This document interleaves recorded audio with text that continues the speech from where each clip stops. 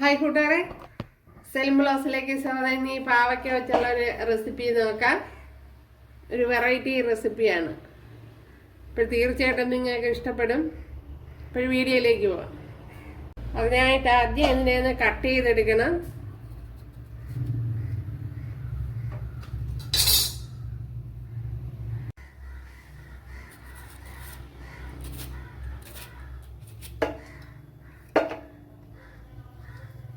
അപ്പോഴിതേപോലെ അരിഞ്ഞെടുക്കുക.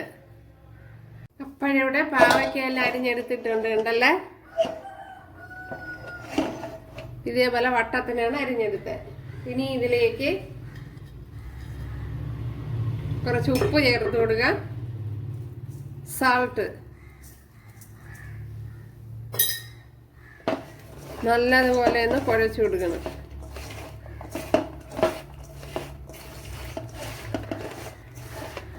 ഇവിടെ കുറച്ച് സമയം ഒന്ന് അടച്ചു വെച്ചിരിക്കുക.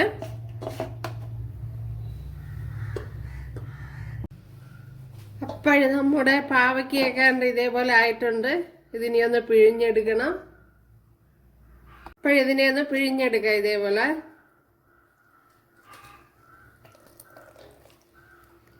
പിന്നെ പിഴിഞ്ഞെടുക്കാണ്ടാത്തവർക്ക് അതേപോലെ ചെയ്യാവുന്നേ ഉള്ളൂ. പിഴിഞ്ഞെടുത്ത് അതിൻ്റെ കയ്പ്പ് കുറേ കുറഞ്ഞ് കിട്ടും. അപ്പോഴേ അതിനെ പിഴിഞ്ഞെടുത്തിട്ടുണ്ട്. ഇത്രയും കിട്ടിയിട്ടുണ്ടല്ലേ. ഇതിലേക്ക് ആവശ്യത്തിനുള്ള ഓയിൽ ചേർത്ത് കൊടുക്കുക. ഞാനിപ്പോൾ 1 ടേബിൾ സ്പൂണാണ് ചേർത്ത് കൊടുത്തത്. ഇതിലേക്ക് 1 ടീസ്പൂൺ പെരിഞ്ചീരകം, 1 ടീസ്പൂൺ കുരുമുളക്, അതുപോലെ 2 ഗ്രാമ്പു, തക്കോലം, 2 ഏലക്ക, പട്ട, ഇത്രയും ചേർത്ത് കൊടുക്കുക.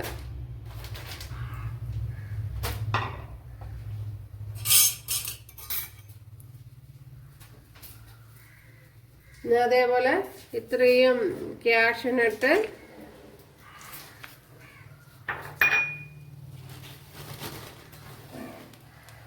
അതേപോലെ 1 പിടി ഉണക്ക തേങ്ങ.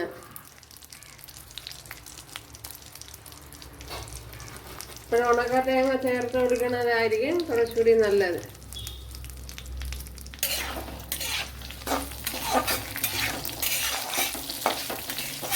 ഇത്രയൊന്ന് ഫ്രൈ ചെയ്തെടുക്കണം.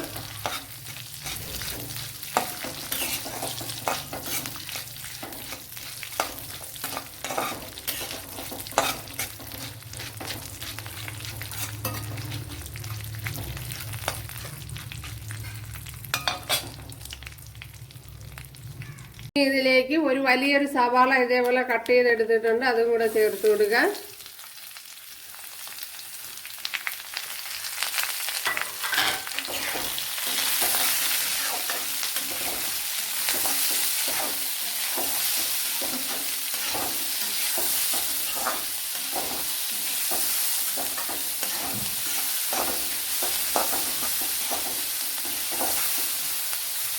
ഇനി ഇതിലേക്ക് ആവശ്യത്തിനുള്ള ഉപ്പ് ചേർത്ത് കൊടുക്കാം.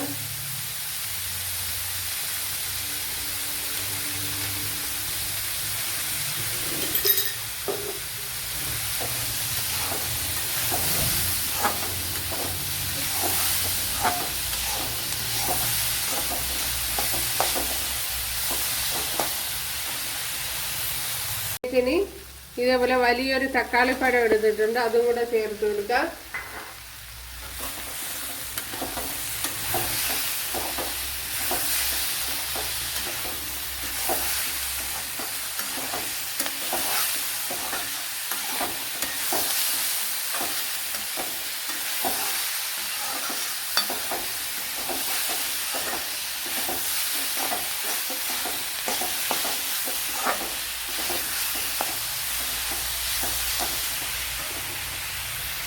ഇതിലേക്ക് ഇനി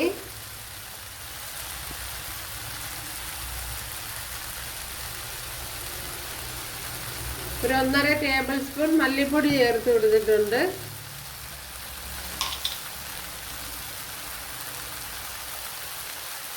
ഒരു ടീസ്പൂൺ എരിവുള്ള മുളക് പൊടി ചേർത്ത് കൊടുത്തിട്ടുണ്ട്. അതുപോലെ മഞ്ഞൾ പൊടി 1 ടേബിൾ സ്പൂൺ കാശ്മീരി മുളക് പൊടി ചേർത്ത് കൊടുത്തിട്ടുണ്ട്.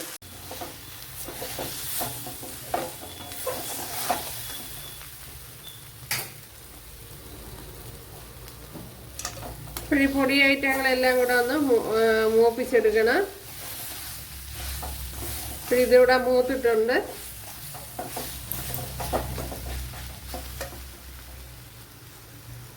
ഇതിലേക്ക് 1 ടേബിൾ സ്പൂൺ വെളിച്ചെണ്ണ ചേർത്ത് കൊടുത്തിട്ടുണ്ട്. 10 അല്ലി വെളുത്തുള്ളി, 2 പച്ചമുളക്, ചെറിയ പീസ് ഇഞ്ചി ഒന്ന് വഴറ്റിയെടുക്കണം.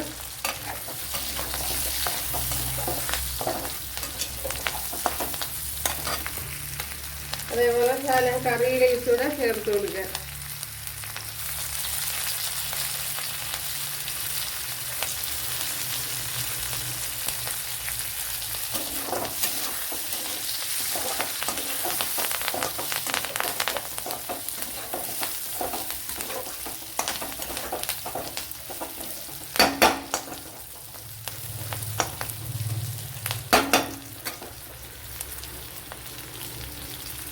ഇനി ഇതിലേക്ക് ഒരു 10 കുഞ്ഞുള്ളി അരിഞ്ഞെടുത്തിട്ടുണ്ട്, അത് ചേർത്ത് കൊടുക്കുക.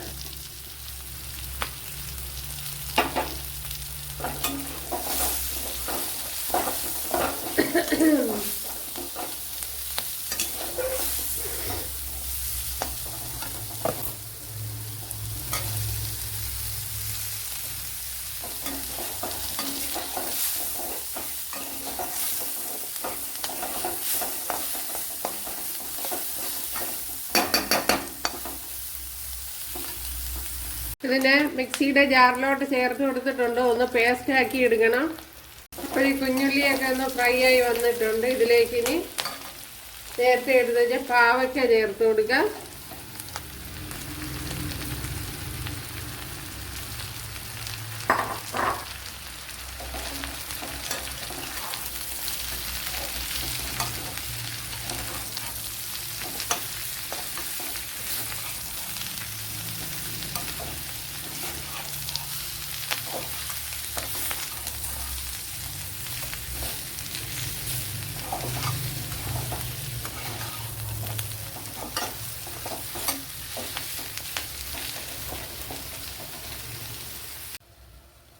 അപ്പോൾ ഇതിൻ്റെ കൂട്ടത്ത് ഒരു ചുള്ള പുളിയും കൂടെ ചേർത്ത് കൊടുത്തിട്ടുണ്ട്.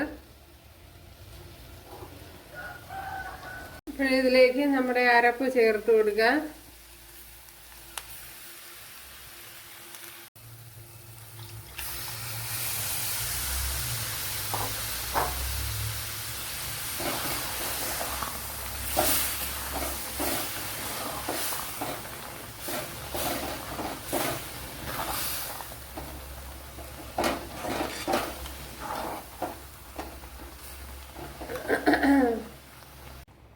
ആവശ്യത്തിനുള്ള ഉപ്പ് ചേർത്ത് കൊടുക്കുക.